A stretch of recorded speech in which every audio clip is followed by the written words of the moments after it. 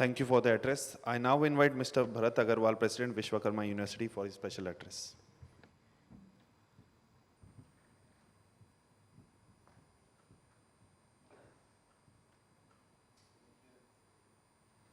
Dignitaries on the dais and ladies and gentlemen, a very good morning to all of you. Foremost, I thank CII for including academia in this important HIR conclave.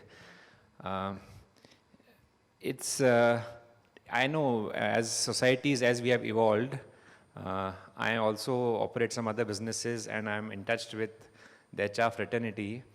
The HR has gained importance beyond recruitment or beyond general administration. It has reached the boardrooms. It has reached to have a table on the boardrooms. I'm very sure that as we evolve further, academia would have a larger importance amongst industry systems and academic institutions, or I should also say that academic leaders, professors will have a seat on the boardroom. With this, the way industry-academia relationships have evolved in the last, I have been talking about this for the last almost 20 years, working on this for the last so many years. I think that as a society, as we evolved, the institutions have evolved, and so has the industry. About 15, 20 years back, the only job between us, the only dialogue between us was, come and help us improve our content. Second, recruit students from our campuses. Beyond that, there was no engagement because we did not know how to engage with. There was no purpose that used to drive us to talk beyond these topics. Happy that learning through some good Western models, especially Europe, and also the growing awareness amongst HR, amongst industries that the need for academic engagements are more required than before, these things are in a better place now. I talk on behalf of the academic institutes in Pune, in Maharashtra. I have a lot of peers in this fraternity of mine. My examples would be more towards Vishwakarma because I work in Vishwakarma, but I'm sure there would be several examples even beyond what I say. I'll give you three different sort of examples in which we have seen academia industries relationships evolving beyond jobs. In fact, nowadays, many of us don't talk about jobs and recruitment from campus because that's more or less an output of the various engagement models that we have. One, I think the model of recruitment, and many HR professionals over here would agree with me, has moved out from a test, group discussion, interview, that 1 hour process, to a more long-term recruitment process, which means I have been seeing personally through our lens of our placement offices that recruiters today prefer an internship to jobs process. We are happy to inform that as per the latest guidelines of the new education policy and the requirements of UGC and AICTE, almost all institutes in our country have a compulsory 6 months internship in the final semesters. And I talk more about engineering. It also applies to other graduate courses. This gives a window for a company to evaluate a student for 6 months, either the 7th semester or the 8th semester, before they decide to finally recruit the student for the job. At Vishwakarma on campus, we have had more than 1,800 jobs last year. Out of 1,800 jobs, more than 1,500 jobs have gone through this process of first internships and then placements. Further, the internship happens in the 4th year, and we also have understood that this is also a bit late. So further, the engagement has now gone up to engaging students on projects. So right from 2nd year, little bit, but more from 3rd year, students are engaged with industry projects, live industry problem statements to be solved by students. And based on the project, the industry again gets a chance to evaluate the performance or the capability of a student. A big old problem is the students may not be able to finish a project. They might fail in a project. They are not very serious about doing projects and so many other issues around it. Again, we have evolved further saying that let's not talk about a project being handled to a group of students or to a particular student. the projects by industries are now more and more assigned or associated to a professor. And the professor has a group of students under him who will be working on solving the problem statement.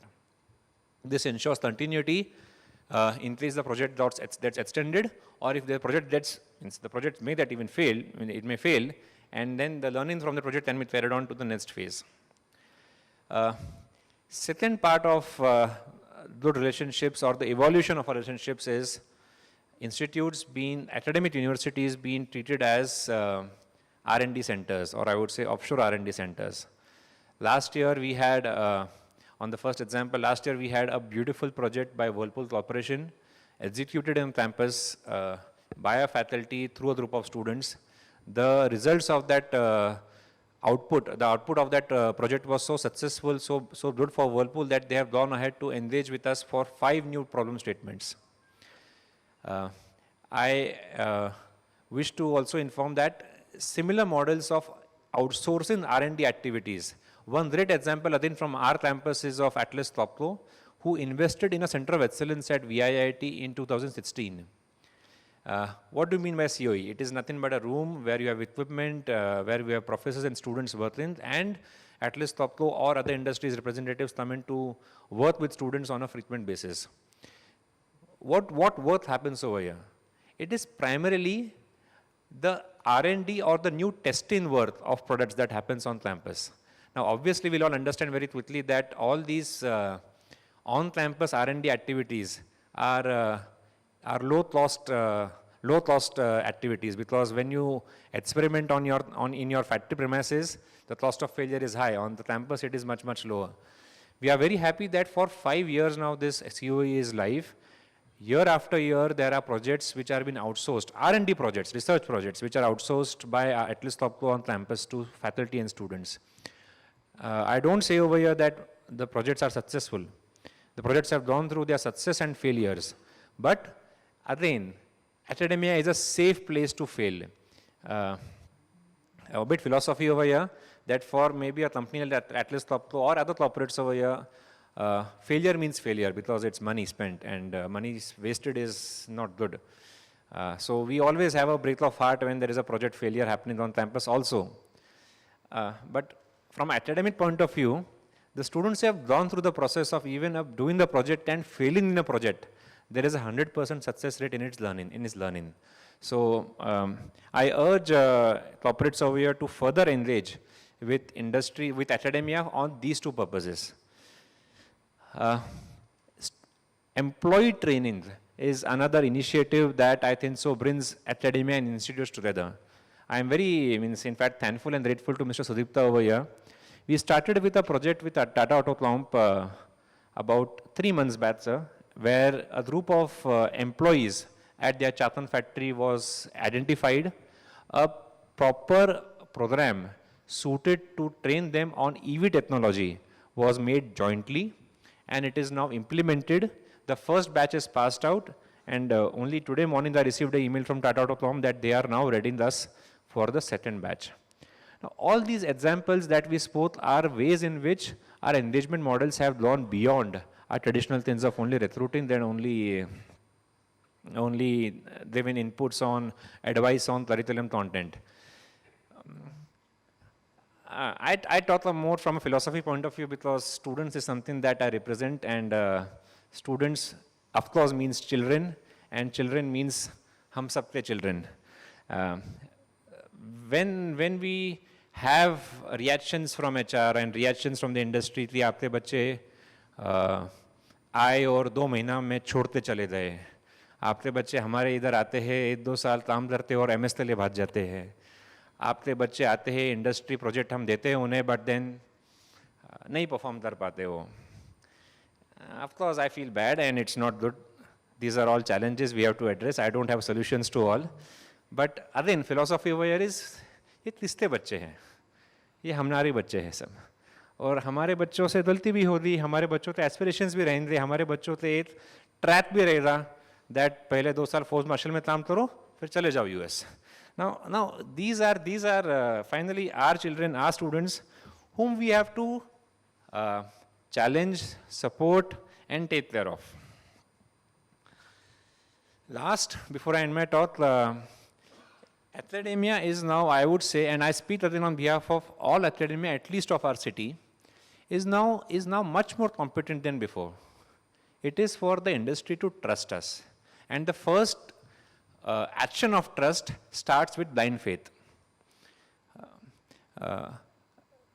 We have so many professors of ours who have finished PhDs from reputed organizations, IITs, NITs, abroad, MITs and all. The capabilities of these professors, of these teachers, and of course of the students who work under them would only be used if we have some blind faith and we throw challenges to them. One more way in which I believe we can further engage is by all of us spreading the word that why not we as industry people, as working professionals in industries, want to upgrade our qualifications and do PhDs and PGs. It is much easier to get into a university today to complete your PhD than before. The processes are now very, very eased out by the government policies and by other agencies.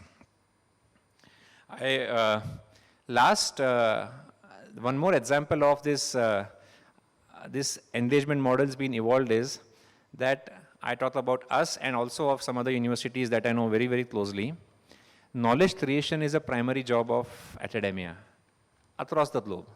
And using knowledge is the job of the industry. When it is jointly done, the knowledge which is created is actually seen the light of day of implementation or getting used. We have seen examples where now Indian academia and Indian industries are getting together for joint knowledge creation. At least with us, we have in the last 1 year 6 patents which are approved by the Indian patent system, which are jointly owned by industry and Vishwakarma. I am sure there would be several other examples of similar cases with other institutes and other universities. I only urge over here, being the member from the academia, to the HR community, to CII, that have that first blind faith with academia, trust us with problem statements, trust us with investing in us through outsourcing your R&D activities with us. And finally, we are doing this for of course, the purpose of our businesses, but of course, the purpose of our society and of our children. Thank you so much.